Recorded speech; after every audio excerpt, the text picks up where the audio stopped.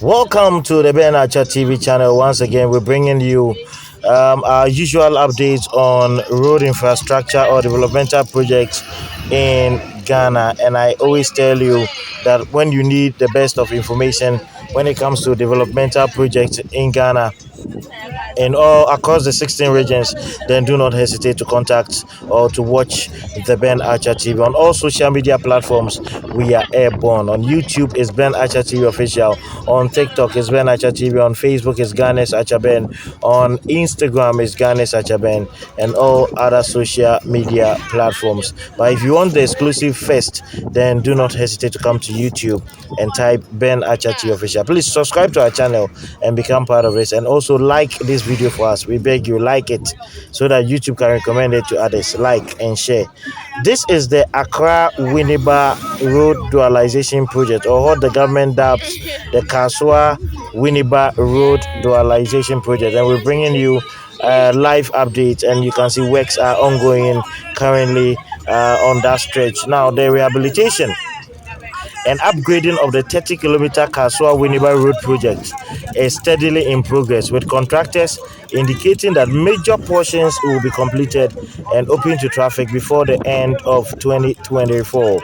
The update was made when the sector minister, Honorable Francis Asenso-Boakye, inspected construction works on the scene, and as part of a working visit to some parts of the central region to assess the progress of projects. The minister assured that his ministry would work with contractors to ensure that significant portions of the dualisation project are completed and opened to traffic. Upon completion, it is expected to ease vehicular traffic congestion and resolve unacceptable travel time to boost tourism, education, and commerce. Scheduled for completion in 36 months, the minister expressed satisfaction with the work being executed by the contractors, NAG Fairmount Company Limited and Delivery Company Limited. He said the two contractors had assured him they would work diligently to meet the estimated completion timeline, and was optimistic that they would live up to their promise. The project estimated to cost $85,328,000 and funded by the government of Ghana. It involves the construction of interchanges, flyovers at Sapato, Akuti, Budumburam, Awutu, and Winneba Junction. When completed, it will connect Accra to Winneba, Cape Coast, and the Western region. As praiseworthy as this may sound, as someone who lives along that stretch and uses the road every day, many things are currently not being done right. In my humble opinion, many residents, commuters, and motorists would side with me on this one. I am happy to hear that the minister, upon his first visit, expressed satisfaction with the progress of work so far. Regrettably, many users of the road are peeved over the kind of shoddy work contractors are doing on the road. One would not be far from the truth when you say the contractors are on site working day and night. Yes, they are. Nevertheless, the fact remains that many users of the road are angry, period. Many things are not being done right so far as this construction work is concerned. However, in this article, I would like to focus my attention on one thing: the failure on the part of the contractors to create alternative access routes for the commuters and other road users before the commencement of the exercise. Since I moved into my house last year, I have been a regular user of the Kasoa Winneba Road, especially when the Bumwa Akoti area to Accra. Therefore, I have a fair knowledge of the kind of stress commuters go through before and after the commencement of the project. Before the commencement of the construction work, vehicular traffic around Budumburam camp had always been terrible, and so the decision by the government to rehabilitate and upgrade it to a dual carriageway was a relief to residents and commuters along that stretch. Though I am not a technical person, when it comes to road construction, it is common knowledge that before a project such as the Kasoa Winneba one begins, various alternative access routes would have been created to make way for users to continue their routine businesses without stress. Disappointingly, In this particular one, it is not the case. No provision whatsoever was provided. Every day, we had to spend numerous hours in an attempt just to crawl from Fete Kakaba through camp. The vehicular traffic is so terrible that sometimes one could spend over 1 or 2 hours standing at the same place. Are we serious as a nation? One can just imagine the collateral damage these sorts of delays can have on the economy of this nation, not to mention the negative health implications. We are contended you are upgrading our road, but then must you put many lives in danger due to someone's recklessness? To get to work on time without having to encounter more interruptions, one need to wake up as early as 3 a.m. How are you able to keep up this trend? And when you often get home as late as 10-11 p.m., it is only leads to sleep deprivation. Sleep deprivation occurs when a person does not get enough sleep to sustain their health and well-being. Research has shown that failure to sleep well could culminate in many health and mental conditions such as impaired mental functioning, reduced immune functionality, obesity, and cardiovascular diseases, among others. Besides, failure to sleep well can gravely affect one's productivity at work. Security around the Kasoa Winneba stretch is nothing to write home about. As a result, for anyone to leave home around 3 a.m.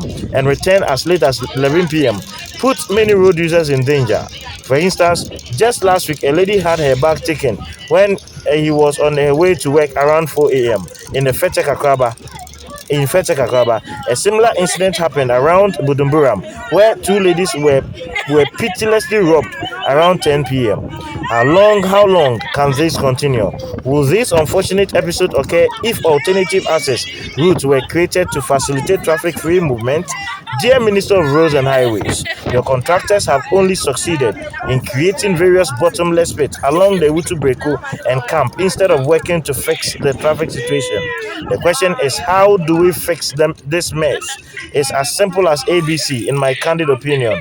First, the ministry needs to re-engage the contractors on site and entreat them within the possible time to provide alternative access route for motorists. Doing this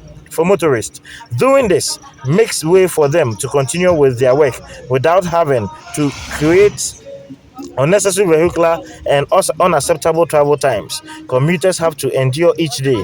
In most cases, heavy duty vehicles working on the road share the same route with other road users, culminating in avoidable traffic.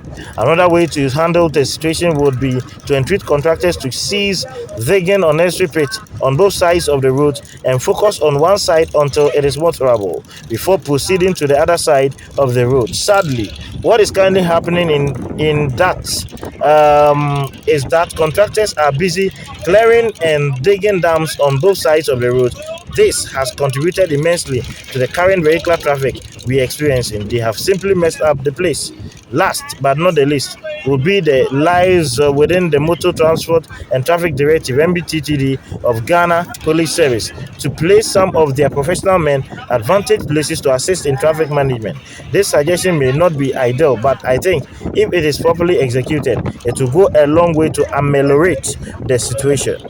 Dear Sir, Mr. Minister, the current state of the Kasoa Winneba Road is not as satisfactory as you claimed when you visited the last time. Sorry to disappoint you. And this is somebody's candid write-up he's putting out to the minister to also check on. And I think that he's raised a lot of very important points. If the contractors look at it, will help to ameliorate traffic situations on that stretch. This is the Ben Archer TV channel, and we're bringing you up to speed an update on the Kasoa Winneba Road Dualisation project currently happening. And you can see at the moment a lot of diversions have been done. And I disagree with this article on the traffic situation, because the last time I rode it to Winneba, I didn't experience so much traffic on the stretch. And I think that we have to be very honest. If the government of Ghana is doing well, yes, we have to applaud him. He is doing well. If they are fair criticisms or constructive criticisms we need to lay to the government and the contractor, yes, let's do that so that we all build a very resilient and robust Ghana. This is the Ben Archer TV. My name is Ben Archer, bringing you live update from the Kasoa Winneba Road Dualisation project. So continue to enjoy the rest of the footage as we head to Winneba so that you know the Gargantuan road development ongoing here in between Accra and Winneba. Thank you.